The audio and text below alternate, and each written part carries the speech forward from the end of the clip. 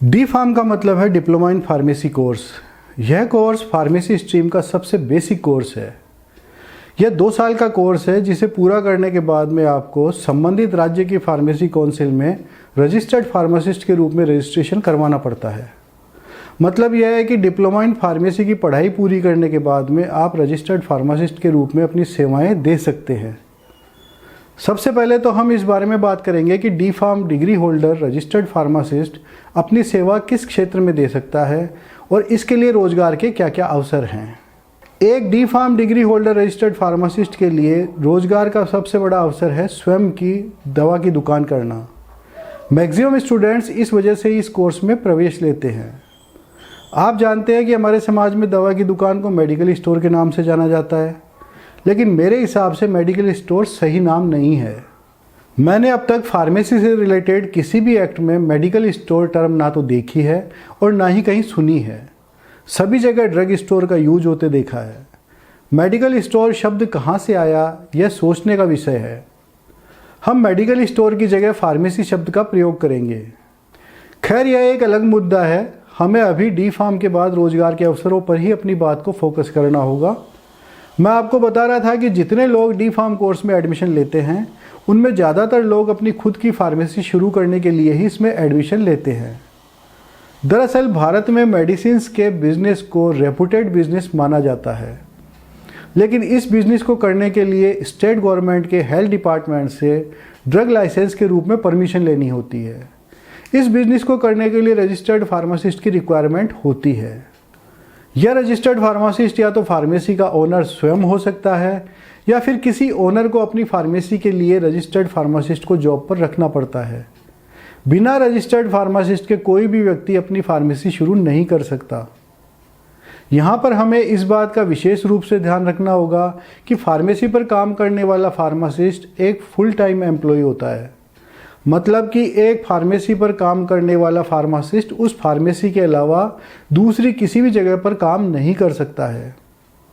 अगर एक फार्मेसी पर जॉब करने वाला फार्मासिस्ट किसी अन्य फार्मेसी पर या किसी कॉलेज में या किसी अन्य जगह पर जॉब करते हुए पाया जाता है तो उस पर नियमानुसार लीगल एक्शन हो सकता है।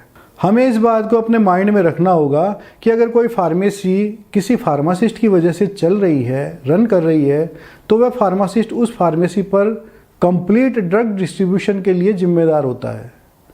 जनरली यह देखने और सुनने में आता है कि बहुत सी फार्मेसियों पर फार्मासिस्ट फिजिकली प्रेजेंट नहीं होते हैं, केवल उनका नाम चलता रहता है। ऐसे कागजी फार्मासिस्ट की जगह कोई दूसरा व्यक्ति ड्रग डिस्ट्रीब्यूशन का कार्य कर लेता है और ये कागजी फार्मासिस्ट कोई दूसरी जगह जॉब कर रहे होते हैं। नियमों के हिसाब से यह गलत है, क्योंकि किसी भी फार्मेसी पर काम करने वाला फार्मासिस्ट दूसरी किसी भी जगह पर काम नहीं कर सकता है। जब भी कभी यह बात सामने आएगी तो उसे भारी मुसीबतों का सामना करना पड़ सकता है। रजिस्टर्ड फार्मासिस्ट दवाओं के रिटेल और होलसेल दोनों तरह के बिजनेस को कर सकता है। रिटेल बिजनेस की तरह होलसेल बिजनेस के लिए भी फार्मासिस्ट की अनिवार्यता लागू की जा रही है, लेकिन किसी न किसी दबाव की वजह से मामला ठंडे बस्ते में पड़ा हुआ है। D pharm degree holder pharmacist अपनी फार्मेसी के अलावा गवर्नमेंट सर्विस में भी जा सकता है। इन गवर्नमेंट सर्विसेज में राज्य सरकारों के साथ साथ केंद्र सरकार के डिफरेंट डिपार्टमेंट शामिल हैं, जिनमें हॉस्पिटल्स के साथ साथ रेलवे और कई दूसरे विभाग शामिल हैं। गवर्नमेंट सेक्टर में रोजगार के अवसर मौजूद होने का मतलब यह नहीं है कि ये बहुत ज़्यादा संख्या में है। हमें इस सच्चाई को भी ध्यान में रखना होगा कि फार्मासिस्ट के लिए सरकारी सेवा में रोजगार के अवसर काफ़ी कम है। इसके साथ ही भारत सरकार ने प्रधानमंत्री भारतीय जनौषधि परियोजना शुरू कर रखी है, जिसके जरिए जनौषधि स्टोर के माध्यम से जेनरिक मेडिसिन का बिजनेस किया जाता है। फार्मासिस्ट के लिए इसमें भी स्कोप है। प्राइवेट सेक्टर की बात की जाए तो कई बड़े प्राइवेट हॉस्पिटल्स भी फार्मासिस्ट को जॉब देते हैं। आजकल कई कॉरपोरेट हाउसेज ने रिटेल फार्मेसी की चेन शुरू कर रखी है, जिनमें भी रोजगार के अवसर तलाशे जा सकते हैं। अपोलो फार्मेसी इसका एक बहुत बड़ा एग्जाम्पल है। आने वाला समय ऑनलाइन फार्मेसी या ई फार्मेसी का होगा, जिनमें भी फार्मासिस्ट के लिए रोजगार के अवसर पैदा होंगे। अभी भी बहुत सी ऑनलाइन फार्मेसी कंपनियां कार्य कर रही हैं, जिनमें प्रिस्क्रिप्शन हैंडलिंग के लिए फार्मासिस्ट की आवश्यकता होती है। शिक्षा के क्षेत्र की अगर बात की जाए तो सभी फार्मेसी कॉलेजेस में लैब टेक्नीशियन के लिए एक डी फार्म कैंडिडेट की आवश्यकता होती है। एक डी फार्म कैंडिडेट इन कॉलेजेस में भी कार्य कर सकता है। इस कोर्स के संबंध में एक सबसे इम्पोर्टेंट बात यह भी है कि यह कोर्स मात्र एक डिप्लोमा स्तर का है। आप इस कोर्स को करने के बाद ग्रेजुएट नहीं माने जाते हैं, इसलिए आपको इस कोर्स के साथ साथ अपनी ग्रेजुएशन को भी कंप्लीट कर लेना चाहिए।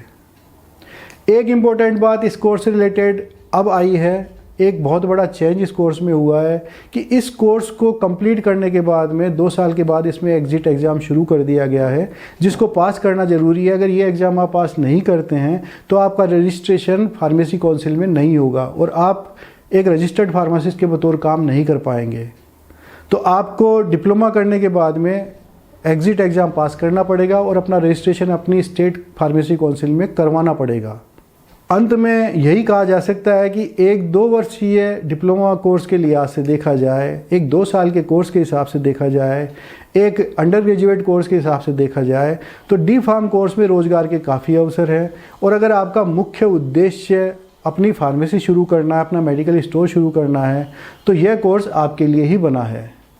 आज के लिए बस इतना ही। उम्मीद है हमारे द्वारा दी गई जानकारी आपको ज़रूर पसंद आई होगी। कमेंट करके अपनी राय ज़रूर बताएं। इस तरह की नई नई जानकारियों के लिए हमारे साथ बने रहें। जल्दी ही फिर से मिलते हैं एक नई जानकारी के साथ। तब तक के लिए धन्यवाद। नमस्कार।